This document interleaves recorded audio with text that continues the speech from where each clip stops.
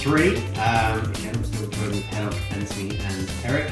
And we're going to talk about the election that's coming up and how potentially we think technology might aid politicians in their campaigning. Yeah, it's an idea that I've had in my head for a very long time, like ages and ages ago. It could. Well, one, why aren't we using technology for voting? Because we've had a massive drop-off of people voting nationwide. So you've got different methods to do that. Make it compulsory, same as they do in Oz. But even that, you still have to go to a booth to say, I decline to vote. But you actually physically turn up, and we already know if you turn up, you're more likely to vote. But why aren't we using technology? Since everyone pretty much has access to the internet, public libraries. But the thing is, from a campaigning perspective, if we look at the US, you hear what Hillary Clinton, she's putting her name to be a candidate. And do you know how she did it? YouTube, social media. Right? Yeah. She used that's social Obama. media. She launched the whole thing on social media. And it just goes to show that is a vehicle, because she knows that if she wants to get X amount of people that are in the demographic that she can't reach, You need The social thing media. about it Social media. Campaigning is hearts and minds, right? And you know that the generation that typically vote, especially in this country, is dying off without being too kind of morbid about it. The younger generation don't vote, so politicians need to be able to relate to And engage with youngsters, and they think that in the way in which they can do that is by taking part in a televised debate. No, that's not. That's not the way you should do it. It should be online Q&As. It should be social media. Ask Ed, hashtag Ask Ed, hashtag Ask Clegg, or whatever it may be. I mean, they should be taking... You're writing this for them. Come on, guys, use it. But that could be... a step towards it, I mean, and that's just the campaigning part. You're right. We have got... I think in the last election, there was 56% voted. Yeah. I might be wrong. And that was in 2010, Yeah. So 5 years ago. There's probably going to be less this year, I would have thought. Looking to be because... I think the world is a busy world nowadays. People don't want to take time out of their schedules to do something that they feel doesn't impact their life. So fair enough, there needs to be that hearts and mind thing to get people into the mindset of voting. But you need to make voting easier. Yeah. I mean, accessible. Because this week I registered to vote this week because I moved addresses and stuff. So I went on the government site. It was quite easy to do. Very, very easy to do. Put in my name, put in my national insurance number, and then I had to choose how I wanted to vote. Postal, online, or post, or go to a polling station. It wasn't online though. Was online an option? Online was my an option. It was postal. Mine's postal or polls. You have to do it. You have to go to a polling station. There's no online voting. So why was I given? I was given 3 options. You can register online, but that's it. But you can't vote online. Yeah. I mean, you've got risks associated with voting online anyway, with hackers, whatever else. Yeah. But there must be a closed system that they're able to use. And it goes back to bureaucracy, right? So NHS, whatever else, you've got all these old systems that don't actually talk to each other properly. Especially in the government. I mean, they're still probably still using Windows 98. Yeah. I mean, Windows 98. If you think about it, there's... I work in education, so I work for and so does Anthony, and we've been using computer-based assessments for 5 years, and they're on secure servers that people can't hack, and it's completely closed off. The technology's there, so why? And they need to release it on a used? much wider scale. Because it's an investment. It is an investment. Well, I'll tell you something. Surprising to some people, I am a poll clerk. So during this general election, I'm going to be there checking people's names and He's not. And but there was a discussion, and I saw this discussion with a BBC talking about Click. You guys know it, and they were actually doing a thing on it, and it was very interesting. Because they had a guest from India, and in India, in the booths, it's all electric, electronic voting systems. And discussing, they did mention one thing, and the whole thing about voting and your right to vote is that you can vote without no one knowing what you've done. Yeah. As soon as you do it electronically, theoretically, there is called a paper trail. And also there's a thing about voting where you could just turn up and vote. Now, okay, you have to register, but a lot of people don't know this. When you go to vote, you go to the polling clerk, all you need to do is to confirm your name and your details. You don't need any ID. You just need to confirm your name and details.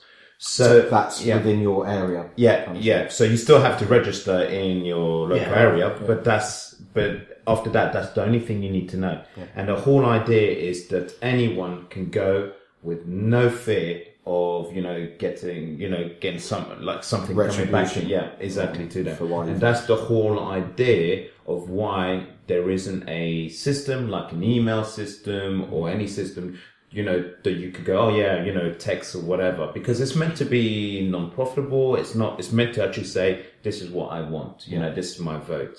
But there must be other ways to do that, because even they could, for example, you go to polling stations, whatever, even if they made those more accessible, because obviously you've got one polling station, everything's still counted by hand, and so you've still got a certain amount of error involved there. They made that far more sure accessible, that counts for at least. Well, this is where India. The Florida the disenfranchised. But this is why India. They've pushed it forward, and literally it is electronically, where you just go and you just confirm, and it goes to the machine, and then you could just say, okay, this is who I'm voting for, and it's done. There isn't that mistake of the papers going missing or people rigging it or whatever. It's a kind of a simple. It's basically turning that little paper where you square, you fold it and put it into an electrical format. So that's where the e-voting can happen. But bringing it back, because there is this, and I hear this from a lot of the younger generation saying, I'm busy, or, we've got all this technology and whatever.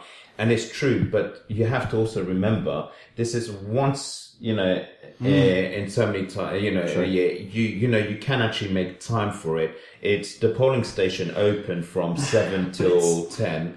And it's just about walking in. And I've seen, when I did a polling clerk for the European elections, and one great thing what I saw was people voting for the first time, and they had no idea. And these were people that were devoted. So, and there's also that thing, it's, there is, story, an argument for both sides. But I think we can use a lot more technology to promote it, like what we're talking about, political broadcasts and, those little, it's absolutely ridiculous. And I think there is this aspect where even now people still don't know what the parties are standing for. This is the thing. So it's a scale of impact, right? So youngsters don't vote. So 18-year-olds don't vote because they think that, why am I voting for something that's not necessarily going to affect me? So you're talking about mansion tax, you're talking about stamp duty or mortgage, the right to buy scheme, which is obviously the Tories are talking about. An 18-year-old's going to go, what's in that for me? And the thing is with technology and social media is it's about, and we've said it here, it's on demand. It's about tailoring information for an individual. So you need to make this, and this is me putting myself in the shoes of a younger person. It's been a while. But they need to be able to tailor a manifesto and push it out to that generation to say, this is the impact that this vote is going to have on you in this. And you've got it now. Segmentation, technology, hashtags, but you've whatever. got all the demographics. You can say that, okay, this is the information within our manifesto that's pertinent to people from 25 to 18, and push that out to that relevant audience to make them feel, actually, oh god, you know what? That's really going to impact me. Uni fees, these kind of stuff. I'm going to vote now.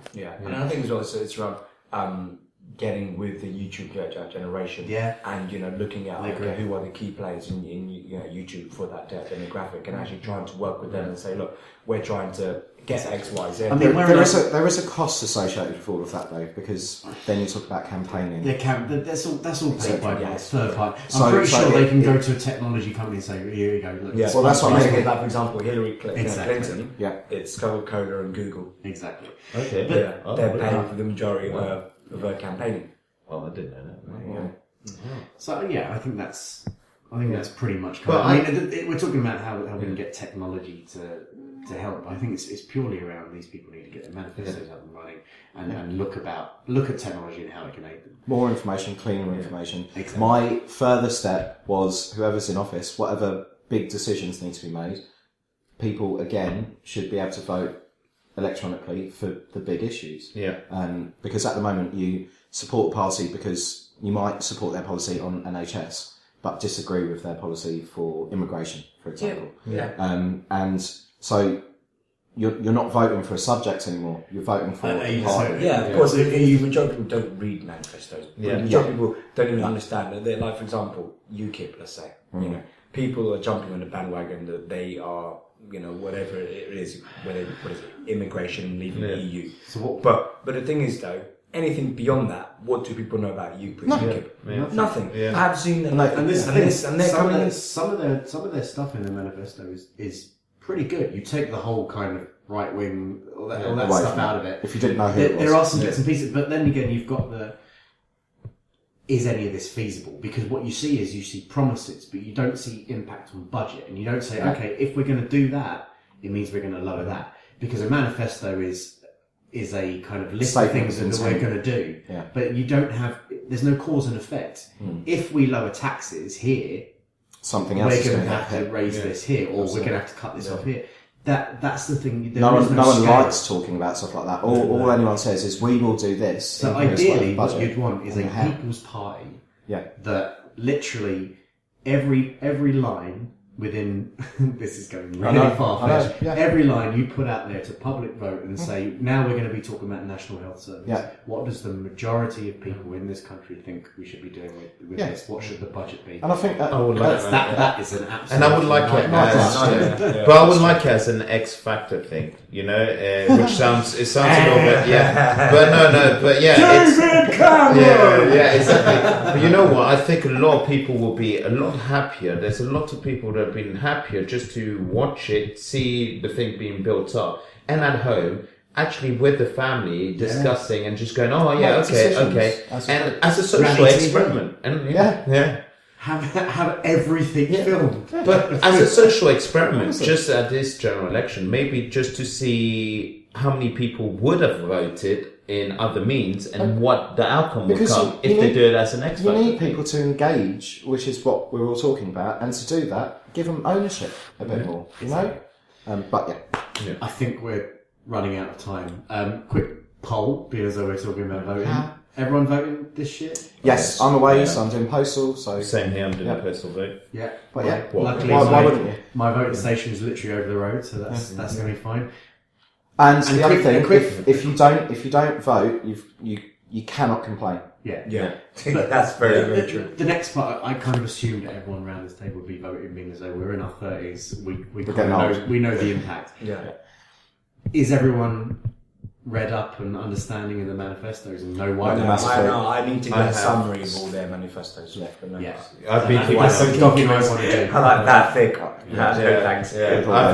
Which is good, because I think we're not blindly going into it and putting a cross next to the one we normally do. Which I know my parents' generation used to do. I vote because that's all I do. Actually, no, it's a changing world. We need to think about and there's nothing wrong with voting for your local council to be a certain party, and then in the national election vote for someone else. Of course. People have options. It's about who you get the most benefit from, right? Exactly. So if they nationally I go us. for this, but I go for that regionally because I get better council tax rates or whatever, then that makes... They serve us. They are public servants. Exactly. So, Exactly. Well, I think that wraps it up. Votes, people, please. Thank you very much for joining us. We are back in a couple of weeks' time. But we might be slightly delayed on that because it's my stag do. Yeah. So it is. So we might be slightly. We might put up a little video if we've got time. Yeah. Anyway, so please get in contact with us. As we said, we've got our challenges, but if you have any ideas around topics, that will also be great if you can contact us with topics. Usual lines, email us hello@littleredpop.com and tweet us @redpop.